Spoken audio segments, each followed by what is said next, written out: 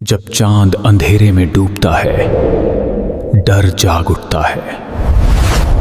Eclipse of horror.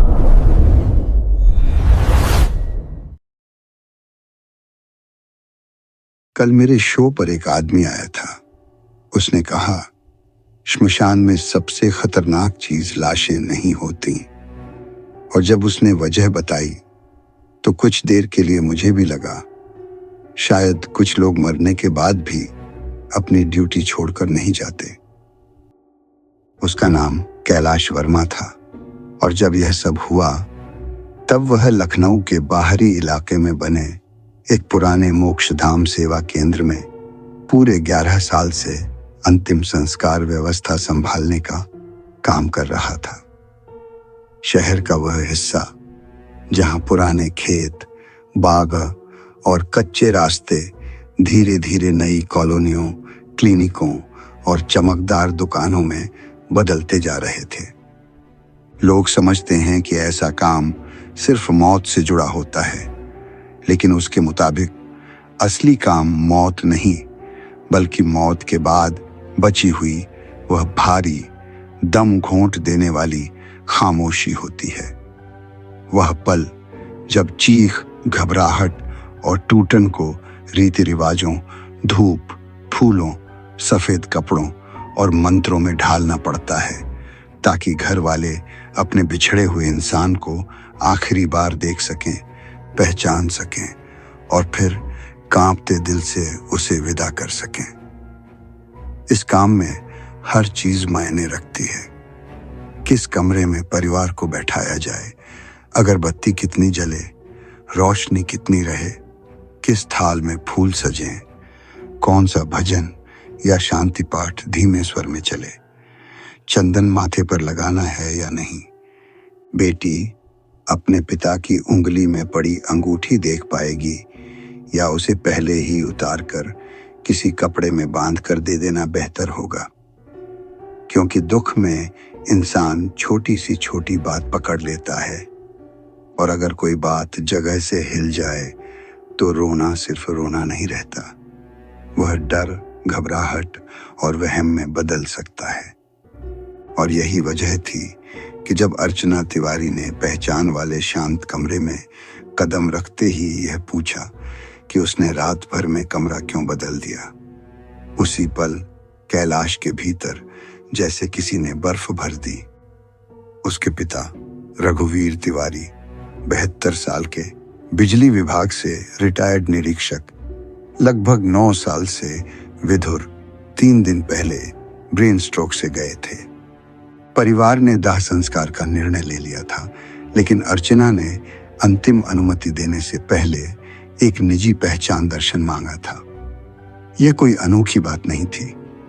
कई परिवारों को चिता या विद्युत शवदाह से पहले यह पक्का कर लेना होता है कि हाँ, यही उनके अपने हैं। और हाँ, अब सचमुच लौटने का कोई रास्ता नहीं बचेगा। नवंबर के आखिरी दिनों की एक ठंडी, भीगी दोपहर थी जब अर्चना पहली बार वहां आई। बाहर की पार्किंग में धुंधली नमी चमक रही थी। लोग गीले शॉल, स्वेटर और जूतों में चिपके कीचड़ की गंध भीतर लेकर आ रहे थे।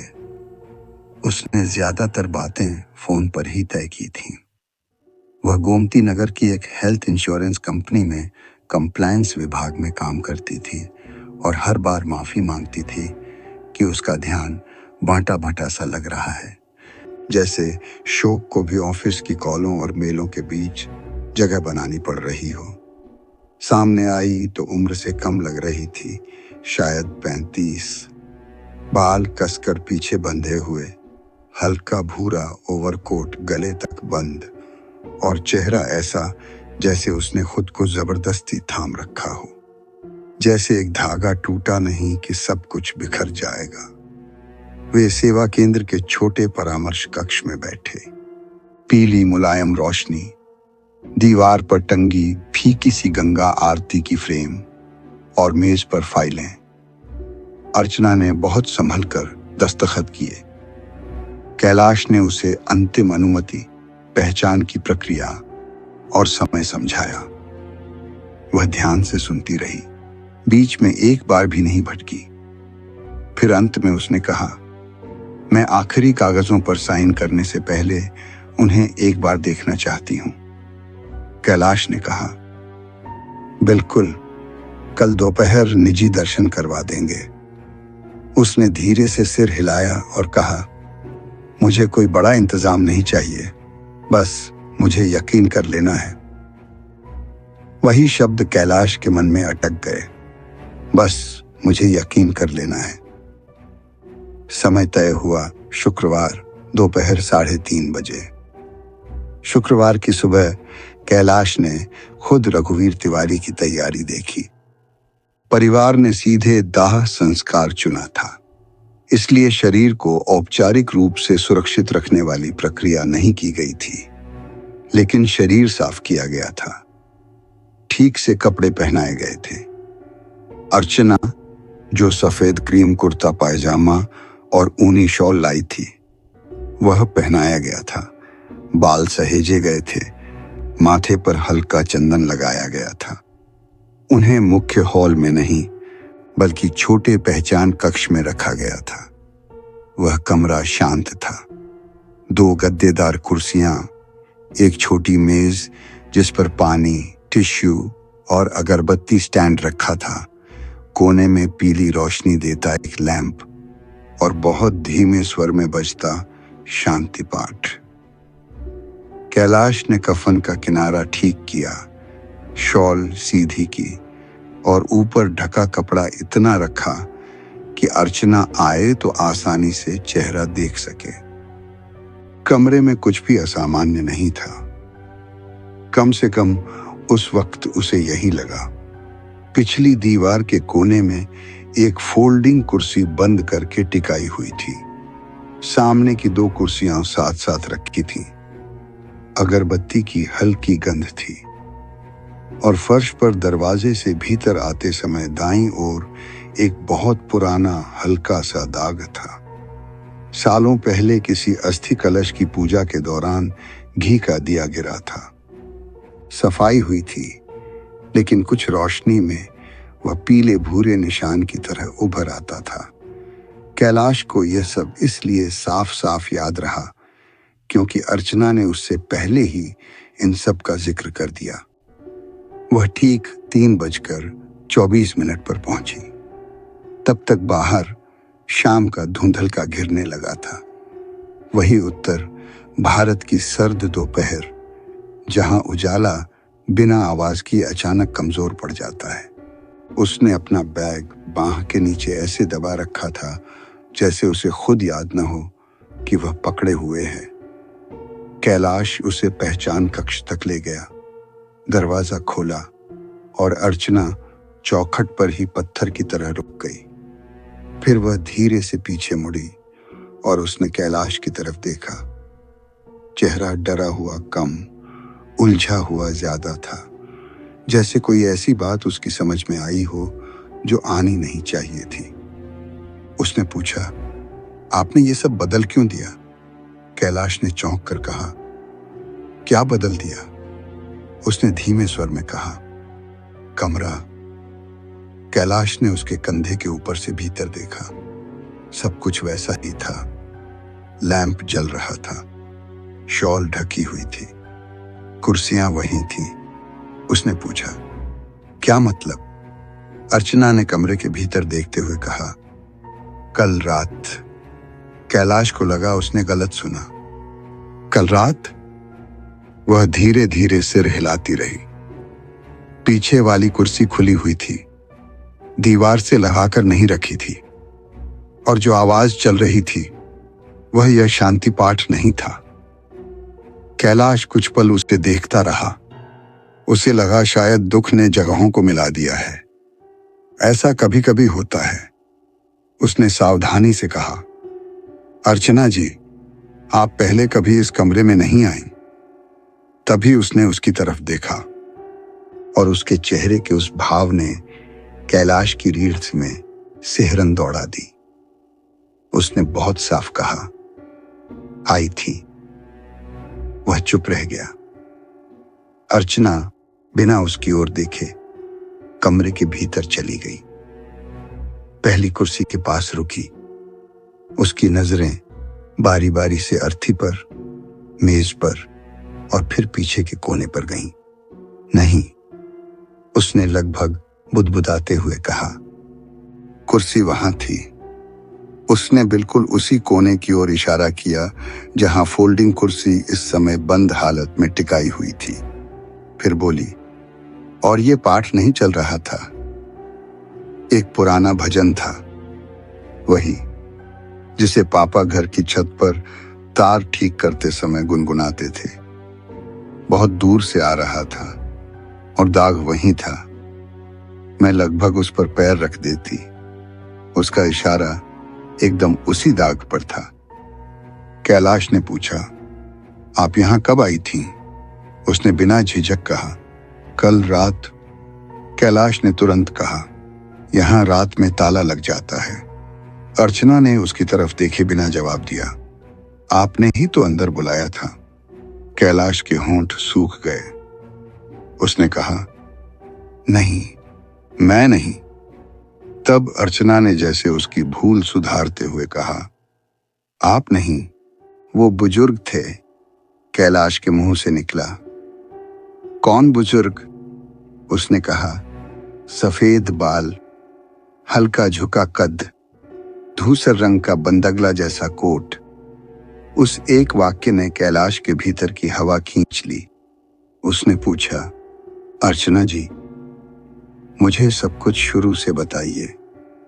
वह सामने की कुर्सी पर बैठ गई, जैसे उसके पैरों से ताकत खिसक गई हो।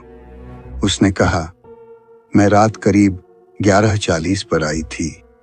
नींद नहीं आ रही थी। मुझे लग रहा था कि अगर मैंने आज बिना उन्हें एक बार और देखे कागजों पर साइन कर दिए तो सारी उम्र पछताऊंगी। कैलाश दरवाजे के पास खड़ा सुनता रहा। बाहर बस साइड वाली ट्यूबलाइट जल रही थी, बाकी सब अंधेरा था। मैं कार में बैठी सोच रही थी कॉल करूं या नहीं। तभी सामने का दरवाजा खुल गया। कैलाश ने पूछा, अपने आप? उसने कहा, नहीं, एक आदमी ने खोला। उम्र 60-65 से ऊपर होगी, सफेद बाल, धूसर बंदगला, ठंड के बावजूद बिना शॉल। उसने पूछा, बेटी, पिताजी के दर्शन करने आई हो? अर्चना ने कहा, मैंने कहा मेरा समय नहीं है, माफ कीजिए, बस 2 मिनट चाहिए। तो वो बोले, आखिर में सबको बस 2 मिनट ही तो चाहिए होते हैं। कैलाश चुप रहा। उन्हें मेरा नाम पता था। उन्होंने कहा, अर्चना बिटिया, आइए। मुझे लगा शायद आपने बताया होगा। वो मुझे इसी कमरे तक लाए। पीछे की कुर्सी खुली हुई थी। लैंप की रोशनी थोड़ी और पीली थी और बहुत दूर से कोई भजन आ रहा था, जैसे मंदिर के भीतर से नहीं, बहुत गहराई से। पापा वही धुन गुनगुनाते थे। मैंने खुद को समझाया कि शायद संयोग है। कैलाश ने पूछा, क्या आपने अपने पिता को देखा? उसने कहा, हाँ। अकेले? उसकी आंखें ढके हुए चेहरे पर टिक गईं। उन्होंने कपड़ा थोड़ा हटाया, फिर बाहर जाकर दरवाजा बंद कर दिया। कैलाश की नजर अनायास उस शरीर पर चली गई। आप कितनी देर कमरे में रहीं? उसने कहा, शायद 20 मिनट। ठीक नहीं पता। मैंने उनसे बहुत सी बातें की। पुराने घर की छत बिक जाने के बारे में, मोहल्ले वाली बिजली की दुकान बंद होने के बारे में, अस्पताल पहुंचने में देर हो जाने के लिए माफी मांगी। उसकी आवाज भर्रा गई मगर टूटी नहीं। फिर मैं बाहर निकली। वो हॉल में खड़े थे। उन्होंने कहा, आखिरी कागजों में जल्दी मत करना, यकीन करना भी जरूरी होता है। यह सुनकर कैलाश के भीतर कुछ भारी उतर गया। उसने पूछा, फिर? अर्चना बोली, वो मुझे बाहर तक छोड़ने आए। मैंने धन्यवाद कहा। उन्होंने बस हल्की सी मुस्कान दी और मैं घर चली गई। कैलाश ने बहुत सावधानी से पूछा, वो दिखते कैसे थे, जरा ठीक से बताइए। और अर्चना ने जो बताया वह कोई धुंधली कल्पना नहीं थी। लंबा कद, मगर कंधों से हल्का झुका हुआ, पूरे सफेद बाल पीछे कंघी किए हुए, पतला चेहरा, होंठों के पास गहरी लकीर और बाईं कनपटी के पास एक छोटा सा काला तिल। वह कोई अंदाजा नहीं था, वह शंभुनाथ मिश्र थे, उस मोक्षधाम सेवा केंद्र के संस्थापक जिनकी मौत 2018 में हो चुकी थी। कैलाश ने यह बात अर्चना को तुरंत नहीं बताई। उसने बस कहा, क्या आप अब अपने पिता को देखना चाहेंगी? अर्चना ने उसकी तरफ ऐसे देखा जैसे वह उसके छिपाए हुए शब्दों को महसूस कर रही हो, फिर धीरे से सिर हिला दिया। कैलाश ने कपड़ा हटाया। अर्चना मुश्किल से 1 मिनट खड़ी रह पाई, फिर उसने मुंह पर हाथ रख लिया और वह उस चुप्पी वाली रुलाई में टूट गई जिसमें आवाज नहीं निकलती, लेकिन इंसान भीतर से बिखरता चला जाता है। कैलाश बाहर निकल गया। जब वह लौटी तो उसके चेहरे पर सुकून नहीं था, बल्कि ऐसा लग रहा था जैसे उसके भीतर की किसी बहस का फैसला हो चुका हो। उसने बिना और सवाल किए कागजों पर हस्ताक्षर कर दिए। अर्चना के जाते ही कैलाश पीछे रिकॉर्ड कक्ष में गया, जहां पुराने रजिस्टर, फोटो और संस्थान की फाइलें रखी थीं। उसे पहले से अंदाजा था कि वह क्या ढूंढने जा रहा है। फिर भी जब उसने स्थापना दिवस की पुरानी फ्रेम उतारकर मेज पर रखी तो उसके पेट में अजीब सी गांठ पड़ गई। तस्वीर में पुराने कर्मचारियों के बीच खड़े थे शंभुनाथ मिश्र, धूसर बंदगला, सफेद बाल, झुके कंधे और बाईं कनपटी पर वही छोटा काला निशान। तभी वहां की संचालिका रेणु माथुर अंदर आई। वह बेहद व्यवहारिक और सख्त स्वभाव की औरत थी। कैलाश ने फोटो उसकी तरफ घुमा दी और पूरी बात बता दी। उसने बिना टोके सुना, फिर कहा, दुख में लोगों को बहुत कुछ दिख जाता है। हो सकता है वह आई हो, बाहर बैठी रही हो, बाकी सब दिमाग ने बना लिया हो। कैलाश ने कहा। उसे कमरा पता था, रेणु बोली। वह कमरा सालों से लगभग ऐसा ही है, कैलाश ने कहा। उसे फर्श का दाखा पता था। रेणु कुछ क्षण चुप रही। कैलाश ने आगे कहा, उसे यह भी पता था कि आवाज अलग थी, कुर्सी खुली थी, किसी ने उसे अंदर आने दिया। रेणु ने पूछा, क्या किसी ने? कैलाश ने कहा, नहीं। पहले उन्होंने ताले और सुरक्षा रजिस्टर देखे। रात में किसी तरह की जबरन एंट्री दर्ज नहीं थी। मुख्य फाटक बंद था। फिर उन्होंने बाहर वाला सीसीटीवी देखा। रात 11:41 पर अर्चना की कार भीतर आई। वह साइड की लाइट के नीचे रुकी। वह करीब 1.5 मिनट कार में बैठी रही, फिर उतरी। कैमरे में वह मुख्य दरवाजे की ओर बढ़ती दिखी और यहीं सबसे अजीब बात हुई। दरवाजा उसके पहुंचने से पहले ही खुला हुआ था, जैसे किसी ने अंदर से अभी अभी खोल दिया हो, लेकिन फ्रेम में कोई नहीं था। अर्चना चौखट पर रुकी, जैसे किसी की तरफ हल्का सा सिर झुकाया और भीतर चली गई। रात 12:03 पर वह अकेली बाहर निकली। पगडंडी पर रुककर उसने पीछे देखा और बहुत हल्का सा हाथ हिलाया। खुला दरवाजा कुछ सेकंड वैसा ही रहा, फिर धीरे से बंद हो गया। कोई दिखाई नहीं दिया। फिर उन्होंने अंदर वाला कैमरा देखा। उसमें अर्चना कॉरिडोर से धीरे धीरे आगे बढ़ती दिख रही थी, जैसे किसी के पीछे चल रही हो। उसके आगे कोई नहीं था, पीछे कोई नहीं था। एक क्षण के लिए वह बाईं तरफ देखती है और खाली हवा की ओर हल्का सा मुस्कुराती है, फिर पहचान कक्ष में दाखिल हो जाती है। अगले 20 मिनट तक हॉल से कोई नहीं गुजरा। फिर 12:02 पर वह बाहर आती है, रुकती है, जैसे उसके कंधे के पास खड़ा कोई उससे कुछ कह रहा हो, और फिर सिर हिलाकर बाहर चली जाती है। रेणु ने माथा दबाते हुए कहा, बिजली वाले पैनल का लॉक देखो। पुरानी इमारत होने की वजह से कई हिस्सों की वायरिंग अधूरी मरम्मत पर चल रही थी। पहचान कक्ष के बाहर वाला पुराना पीला गलियारा लैंप वाला सर्किट महीनों पहले काट दिया गया था। वह अब सक्रिय ही नहीं होना चाहिए था, लेकिन लॉग में दर्ज था 11:43 रात से 12:02 रात। मैनुअल एक्टिवेशन, यानी किसी ने हाथ से वह लाइन चालू की थी। रेणु ने धीमे स्वर में कहा, यह लाइन तो बंद पड़ी है। कैलाश बोला, मुझे पता है। समय वही था जो अर्चना ने बताया था। उसी दौरान वह अपने पिता से आखिरी बार बात कर रही थी। उस शाम के बाद से इमारत की खामोशी बदल गई।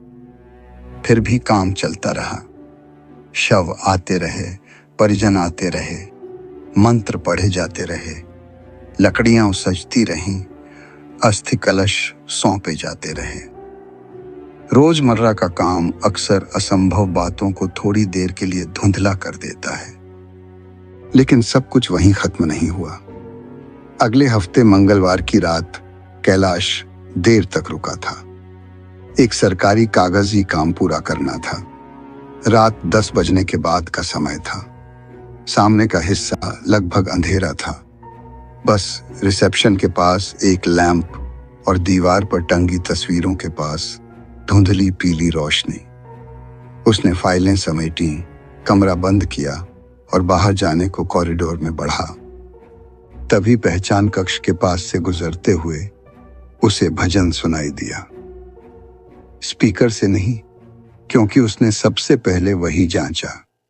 यह उससे कहीं धीमा था, जैसे किसी बहुत दूर, बहुत पुराने कमरे से छनकर आ रहा हो। कोई पुरानी धुन, जैसे कोई आदमी काम करते करते पूरी आदत से, बिना सोचे, बस होंठ बंद रखकर गुनगुना रहा हो। कैलाश वहीं रुक गया। पहचान कक्ष का दरवाजा बंद था। नीचे से गर्म पीली रोशनी की एक पतली लकीर बाहर आ रही थी। वह कमरा खाली, बंद और ताले में होना चाहिए था। वह कुछ देर तक यूं ही खड़ा रहा। फिर उसने कांपते हाथों से चाबी निकाली, दरवाजा खोला।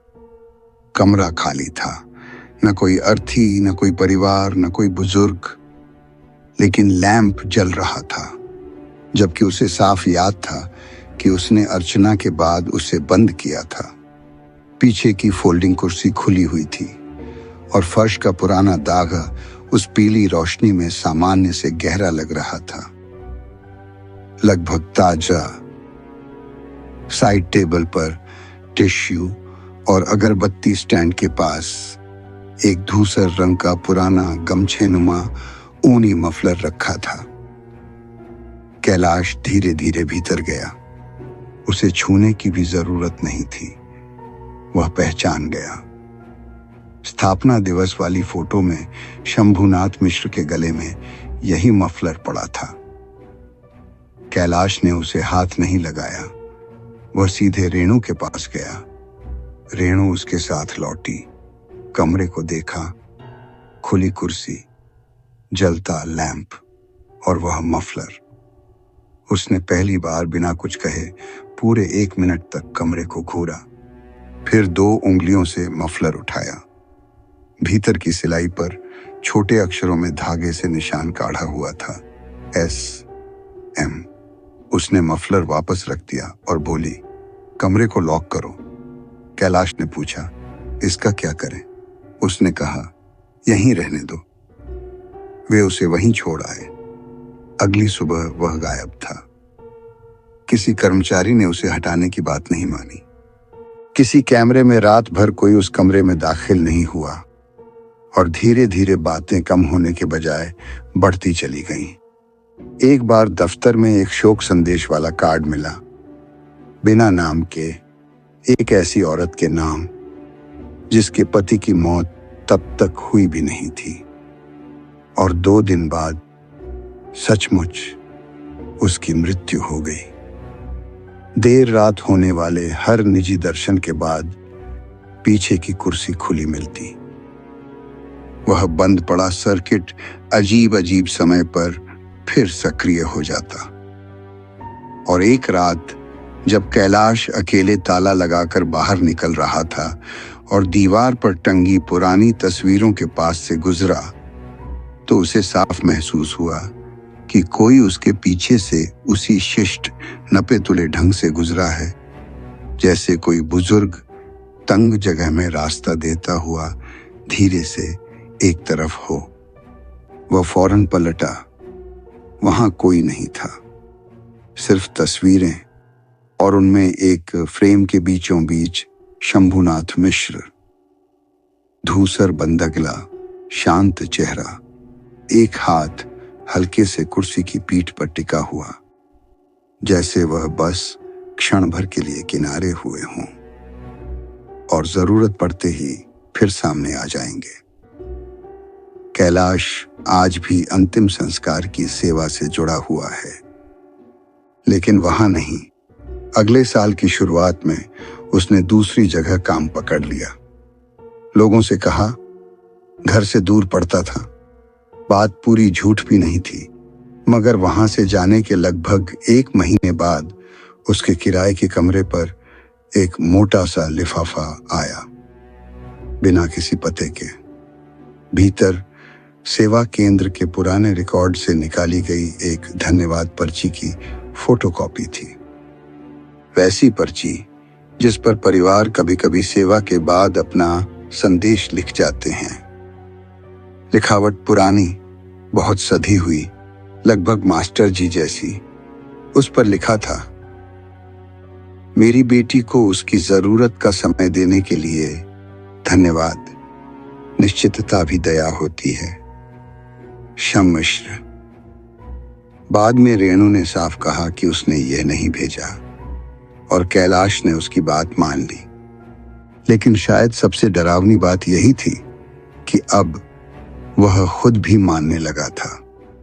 उसे यकीन था कि अर्चना तिवारी सचमुच अपने तय समय से 1 रात पहले वहां आई थी, क्योंकि वह अपने पिता को अग्नि को सौंपने से पहले एक बार और देखे बिना नहीं रह सकती थी।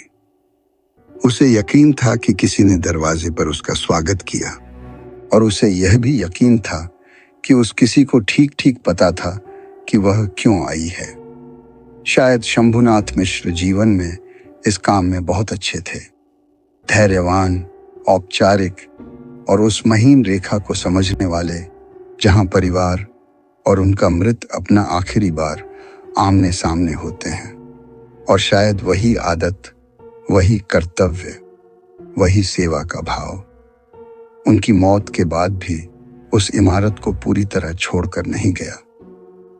सुनने में ये बात थोड़ी सांत्वना जैसी लग सकती है, अगर कहानी यहीं रुक जाए, लेकिन नहीं रुकती, क्योंकि अगर कोई चीज अब भी बंद गलियारों में चल सकती है, ताले वाले कमरे खुलवा सकती है, मृतकों के पास खड़ी रह सकती है और यह तय कर सकती है कि किसे एक आखिरी निजी विदाई चाहिए, तो वह सिर्फ याद नहीं है, वह सिर्फ परंपरा नहीं है, वह किसी शोक में डूबी बेटी की अंधेरे में बनी हुई कल्पना नहीं है।